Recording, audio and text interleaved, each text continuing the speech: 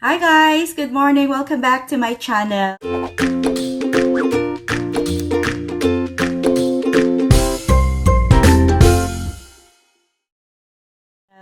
As you can see guys, naka-ready ako, nakaligo ako kasi magpunta ako sa namin sa workplace kasi magpakuha ako ng PCR. Actually, yung lateral flow test namin, yung rapid antigen test, kami ang magkukuha personally sa sarili namin. And I got this one box supply for a month or something. Ganon, kung maubos yan, that's the time na hihingi ako. But for the PCR, doon kami sa workplace namin magpakuha. And then, it's already 7:15 here. Sabi sabi ni James, yung kaibigan ko, daanan niya ako ng 7:30. Hindi ko alam na ang aga pa pala. Day off ko kagabi, kaya hindi ako nakapagkuha ng PCR. Supposed to be most of the time Sunday.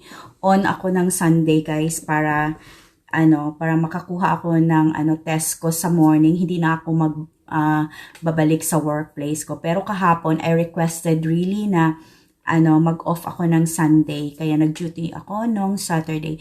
So it's our fiesta in Calape, Bohol. It's May 10. Happy Fiesta. Viva San Vicente Ferrer.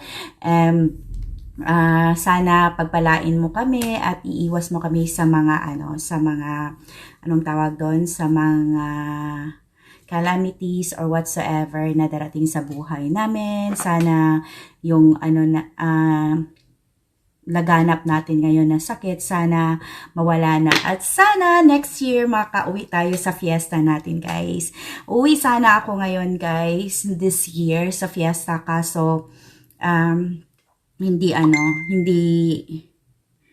pwede naman, kaso pagdating ko dito sa UK, naka-red list kasi ang Pilipinas. So pagdating ko dito sa UK, pagbalik ko, I need to quarantine sa hotel like 10 days and I need to pay like 1,750 pounds. And that's a lot of money already guys. Gusto makapag-holiday na ako ulit niyan ng Pilipinas, na makapagpamasahe na ako niyan, at saka konting allowance sa Pilipinas. At saka so, sayang din. So, I've decided to skip my Philippine holiday this year. So, hopefully next year, pwede na ako makauwi. So, bale, guys, mag 2 years ako sa December, hindi ako makauwi, puhon-puhon. Hindi ako makauwi kasi last year din, di ba, kasagsagan ng COVID. So, hindi din tayo nakauwi, guys. So, ngayon, lalo na sana hopefully next year okay na, kasi mostly naman is nakapag-vaccine na, and I hope next year meron na din makapag-produce ng ibang mga vaccine na in which really talaga it works really sa sa COVID. About sa vaccine guys, it doesn't mean na kung may vaccine ka, it doesn't mean na hindi ka nakatamaan ng COVID. Tamaan ka pero at least hindi na masyado doon ka grabe, hindi ka ganun kalala. Yun ang pagkaalam ko, kasi actually guys, hindi ako nagbabasa ng mga news or whatsoever kasi naa-anxious ako or nawo-worry ako or mas lalo akong ma-stress. Kaya iwas ako balita guys, and then sa Facebook naman iwas ako ng mga nagbabasa ng mga balita din, pero hindi natin maiwasan talaga na hindi natin maiwasan talaga na anong tawag doon, makabasa tayo sa mga comments doon guys. Hindi ko din maiwasan na maka-comment din kasi there are people really are I'm not judging them na hindi nila naintindihan yung sitwasyon kasi hindi nila naranasan or hindi nila nakikita. Kasi minsan kasi tayo mga tao guys, to see is to believe. Gano'n naman tayo, 'di ba? So sa ako naman, sa experience ko, nakikita ko yung tao din na nagsusuffer, although hindi nga masyado kasi hindi ako hospital based, parang private or something, residential ako, pero may namatayan din kami guys dahil doon. So nakaka-worry din, kaya I'll encourage everyone kung sana stay away muna tayo sa mga get-together. Sana, muna tayo, social distancing talaga at saka proper hand washing and proper protocols talaga. Kasi alam ko may, talaga, minsan talaga parang hindi na tayo maniwala, diba? Kasi, minsan kasi yung news kasi exaggerated talaga. But look what happened to India, guys, to Pakistan, or sa ibang countries. So, and I've heard as well, Bohol is having like, nagka-increase yung, yung tawag doon, yung cases, at saka siguro sa 10 guys, sa 10 katao na positive, meron pa yan additional na mga positive na hindi nila alam na positive na pala sila because they are like asymptomatic, okay? So, sana naman, iwas-iwasan muna natin ang paghalo-halo. Kami nga dito guys, parang, na kami, 3 beses kami nag-lockdown for, national lockdown ata, since for 2 years now. December 26 guys, last namin national lockdown. After talaga ng Christmas, nag-lockdown kami. And then, last March ata, nag-start na kami ng ng lockdown namin. Lifted na yung lockdown namin pero hindi pa talaga guys. Meron kami stages ng lockdown namin. Stage 1, stage 2, stage 3 at saka stage 4. Stage 4 ata ngayong June 21. So stage 4 talaga, yun na talaga ang totally na na back to normal. But hopefully okay na. Wala kasi so far sa pagkaalam ko wala nang hindi di ba na kami nung March, dahan-dahan kami ng lift ng lockdown namin. So far naman, walang balita na nag-increase yung case namin. Palaging nakababa. So, sana guys, tuloy-tuloy na. At sana sa Pilipinas din, I'm praying na ma-okay din lahat. Ganun naman talaga guys. May mga pagdaanan man talaga tayo na. But we can do it. So, again, happy Fiesta, Kalape. And then I would like to share with you guys some clips sa sa bahay namin sa Bohol. Nandun yung mga pamangkin ko. Family lang guys. Family lang yung bisita namin. Nandun yung mga pamangkin ko at yung mga cousins ko. At nandun din yung kapatid ko. Seaman kasi siya guys. So, dumating siya last February ba yun? Or March? Ganon. So, nandoon din siya. So, nagkita-kita. I miss them so much, guys. Kasi, kami-kami lang naman talaga pag uwi ko, kami-kami lang talaga yung mga, parang get together, kami-kami lang talaga. Pari-pariho lang, at saka ang lalaki na nila, guys, yung mga pamangkin ko. Parang malaki, ang tangtangkad na nila, at saka hindi ko akalain na doon baby pa sila ngayon. Oh my God, ang laki na. So, I would like to share with you the clips, guys, sa fiesta namin sa Kalape. Bisperas to, guys, this was May 9. Kahapon, ngayon is May 10, and this one guys here.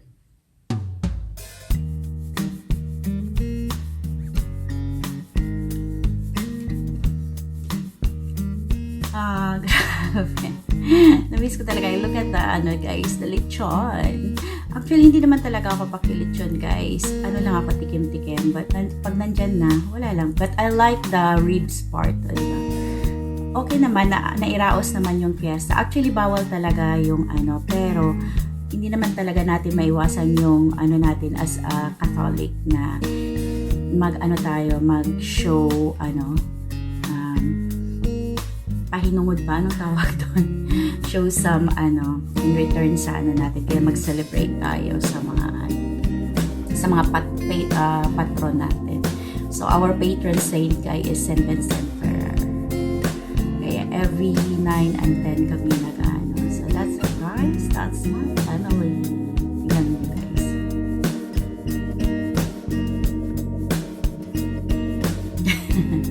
That's my guys, mga pamangkin ko. Yung dyan, yung iba dyan, anak ng ko, close ko nga cousin talaga. Tatlo lang talaga kami dyan sa Bohol na cousin sa side ng mama ko na medyo close kami. Every time na since noon pa silang tatlo. Kasi magkaano lang kami ng age. Magkalapit lang kami ng age talaga.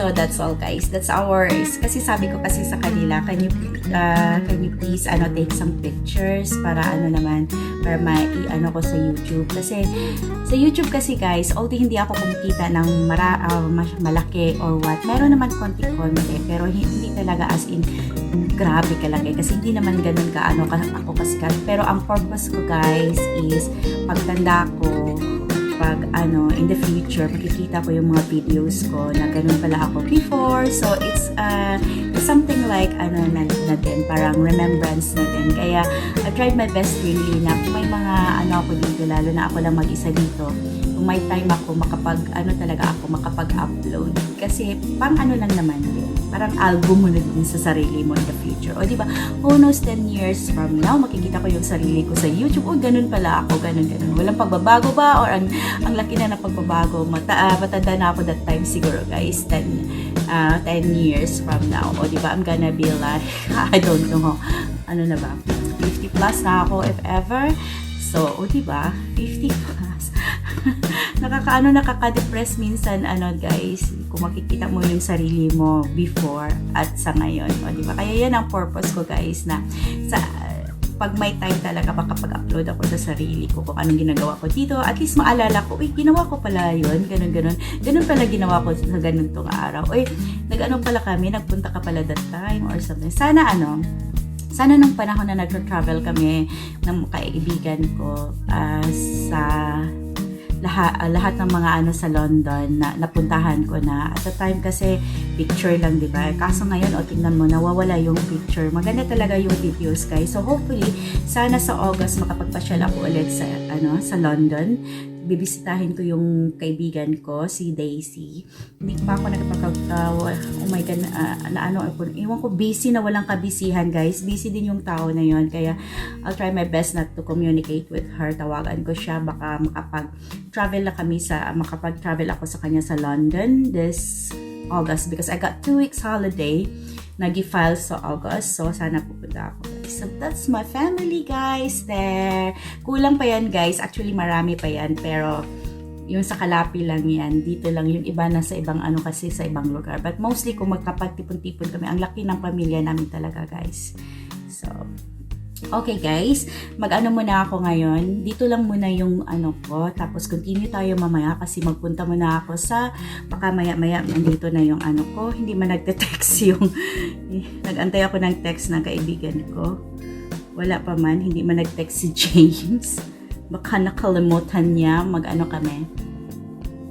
Kasi sabi niya mag-text siya, hindi man nag-text. Baka hindi niya na-send yung text guys. But I'm gonna get ready kasi sabi pa naman niya 7:30. So, I'll see you guys in a bit. Hi guys! Nandito na ako sa testing unit namin. Actually, wala pang tao. Wala pa yung magte-test sa akin. Maaga pa kasi guys, wala pang 8 o'clock. So, dito kami. Baka pa. Yan. So, antayin ko lang guys. Close ko muna yung door. Ganda naman ako dito. Lighting. Charot. Antayin ko lang guys. Sandali lang naman yung testing.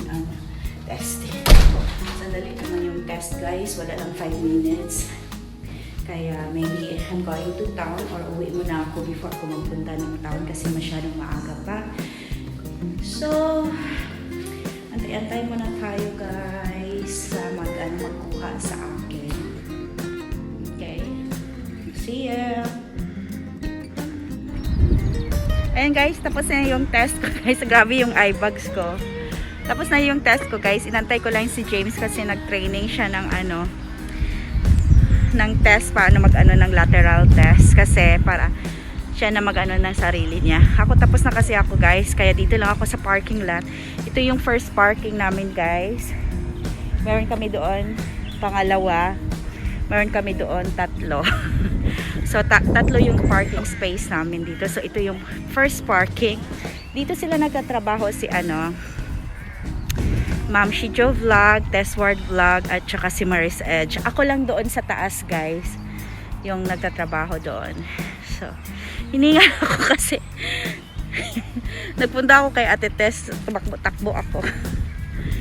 I'll show you our workplace. Hi guys, dito muna ako sa town. Nagbili ako ng konting needs ko. Needs. Kaya ayan. Galing ako ako doon. Doon ako nagpababa ni James sa town. Nag-withdraw na din ako ng cash kasi I need cash. Kaya ayun, pauwi na ako guys. Tingnan ko muna kung ano mailulutuin ko pag uwi ko. School ngayon guys. Ayan yung mga high school. Yan yung uniform nila, like this kind of weather. Yan. Ito yung ko guys. Tigbilhan mostly ng frozen. Kaso open na pala. Tingnan natin guys. Open na pala.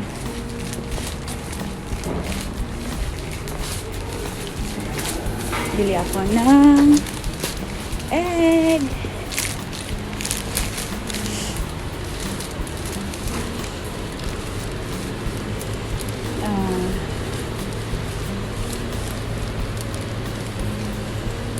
Tingnan natin. Ano bang Fridays? Chicken wings.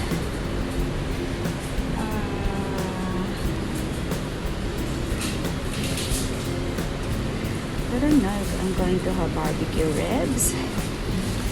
Then they got warrior fries. Let me check. Ito lang.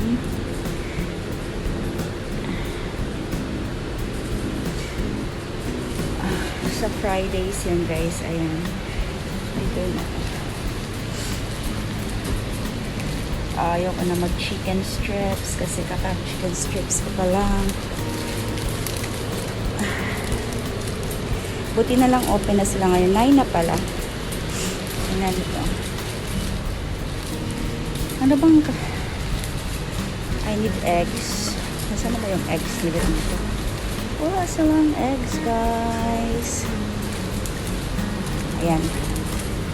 Yan yung mga frozen namin guys. Mackerel. Basa fillet. Then we got salmon. King prawn. Any 3 dyan is 10 pounds. So okay na din. Looking for eggs. Ayan. I want a large one. Ayan. Large egg. Kunin natin guys. Wala pa naman akong guys. Okay. Mostly dito guys, mga na, ready to cook. Mga pang lang. Ayan skewers. Ready na siya. So, i-grill mo lang. Ayan. What's this? Pastry. Meron na ako. Nagbili na ako ng pastry.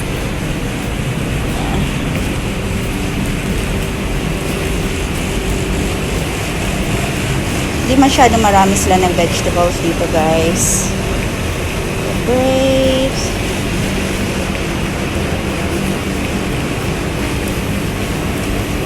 Lollies guys, dahil summer.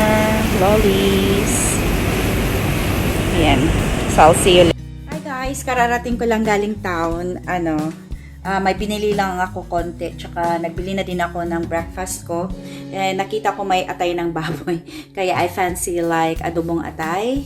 Ewan ko guys, gusto ko talaga yung mga ganun sa mga laman loob ng mga like gusto ko yung sa kambing, yung paklay, mga ganun. Yun ang mga gusto ko din guys. So, i-mini haul natin yung mga binili ko guys. Hindi naman ako masyadong nagbili kasi marami pa ako nag-ambak doon sa freezer at saka malapit lang naman yung bilihan ko. So, anong tawag doon?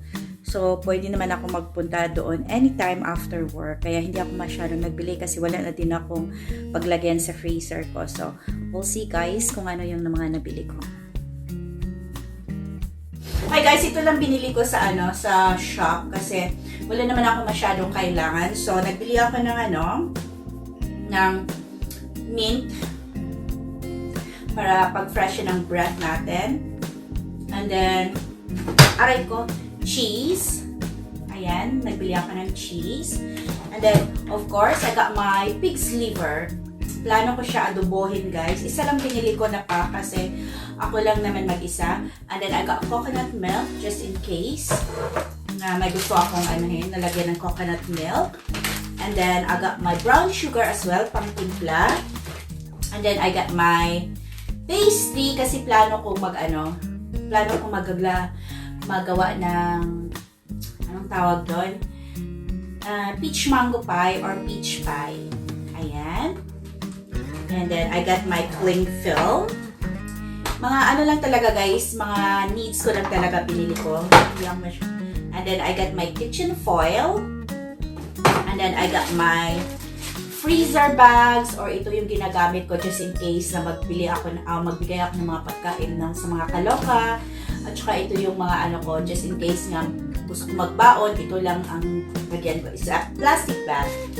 And then, I got also 10 large eggs, which is 1 pound. So, 66 siya. And then, I got this one, kimchi Korean noodles, guys. Instant.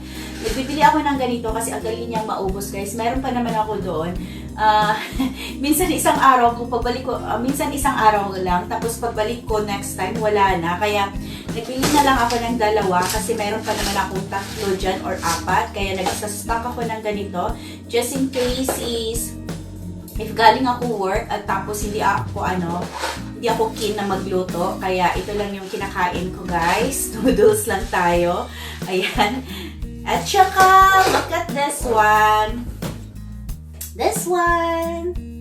Yeah, it's Del Monte guys. I know, hindi na common naman tong Del Monte. Kaso dito sa amin sa town namin, hindi ko talaga makikita yung brand na Del Monte ng pineapple juice. Gladly nakita ko siya sa Iceland.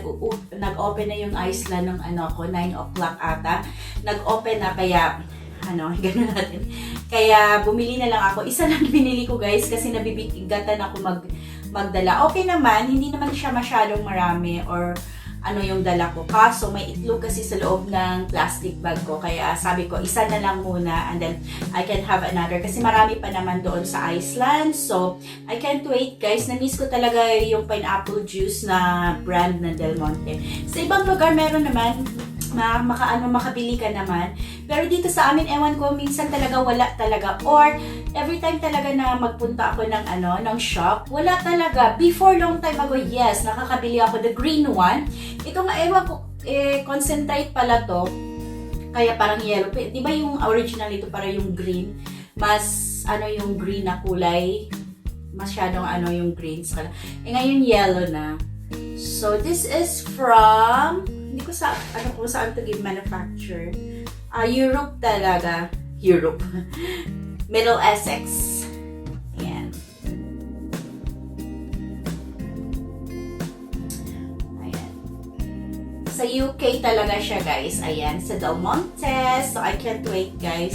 Yun lang ang binili ko, guys. And then, hindi ako masyadong nagbibili as I've said. Kasi, full pack yung freezer ko. At saka malapit lang naman yung bilihan ko. So, no need for me to really to ng badamihan. Kasi ako lang naman mag-isa. So, ito lang yung mga binili ko. This is worth like, hindi ko alam kung magkano. Basta 6 pounds. Parang nearly 15 pounds lang to lahat. So, yan ang binili ko sa town. And then, later guys, kasi pa naman dito, 9:45. Wala pa akong breakfast guys. Kasi as I've said, galing ako nagpa-test. Lutuin ko tong pig's liver. Ayan. Lutuin ko yan. Ko lang yan, guys. I-adobo. O, diba? So, yun lang talaga yung mga pinamili ko, guys. As I've said, hindi naman ako, kailangan talaga magbili ng marami kasi ako lang mag-isa and malapit lang talaga ako sa mga shops dito sa amin. And then, hindi ko alam kung ano ang gawin ko for the whole day kasi hindi kami magkikita ngayon ng mga barkada ko dito sa England kasi kanina nakita ko si si Tessward Vlog UK is nag-ano siya, duty siya kagabi, galing kaya pagod yun. And then si Inday Vlog naman, busy sa kids dahil nag-ano siya, nag-drop off at saka nag-collect ng anak niya. And then, may online training din siya. And then, si Marisa as well, sabi niya may training siya ngayon sa work. And that's gonna be like 4 to 5 hours. So, me guys, dahil off ako, dito lang talaga ako sa bahay. But, I'm planning to cook something kasi balik naman ako ng duty ng Tuesday night. So, bale, Wednesday, Thursday, Friday ata yung yung duty ko. 3 nights in a row. And then, off ako ng Friday and then balik ako ng Saturday and Sunday. Yun ata yung duty ko this week. So, hindi ko ang plano ko lutuin for the breakfast is lang, yung adobong atay ng baboy. Yeah. Paborito ko yan guys, atay ng baboy. So, kasi guys, sa barkada kasi namin, kaming tatlo ni Tessward Vlog UK, si Maris Edge, at saka ako, nights kami. And then, si Ma'am si Jo days yan. Kaya paminsan-minsan lang talaga na, timing lang talaga if ever na magkasama-kasama kami, 4 talaga. And then si Inday Vlog, wala namang problema si Inday Vlog. Guys, so far na may nag-uni kasi nagka-college si Inday Vlog. So available siya if ever na walang klase or what, nasa bahay lang siya. At saka kung hindi din sila nagbabakasyon na mag-asawa, nandiyan lang siya. So anytime na kung gusto namin magpunta kay Inday Vlog, nandun naman si Inday Vlog. It's just that si Ma'am Shijo talaga medyo kasi days kasi siya, unlike sa amin nights kami. So me, I'm working 4 nights, sometimes 5, and the rest are si Ate Tess 3 nights, si Maris then 4 or 3, so depende lang din yun sa off namin kung magkatugma yung off namin. Kaya minsan me and Ma'am Shijo like always planning kung magfa-file kami ng leave na pareho ng dates. Kaya at least para naman magkasama-sama kami. So, yun lang naman kasi ang namin dito sa England, guys, para hindi ka mabuwang. Kaya, for today, hindi ko alam, siguro ang dami ko nang plansyahin, guys, pero no. I don't fancy ngayon, magpa-plansya kasi parang lazy ako magplansya. Medyo kaya pa naman yun. Medyo okay pa naman yung plansyahin ko. Marami na, pero next time na guys. Siguro gawin ko ngayon. Yes, magluto ako. And then maybe I'm going to bake something. Kasi minsan kasi guys, masarap ikain ng matamis.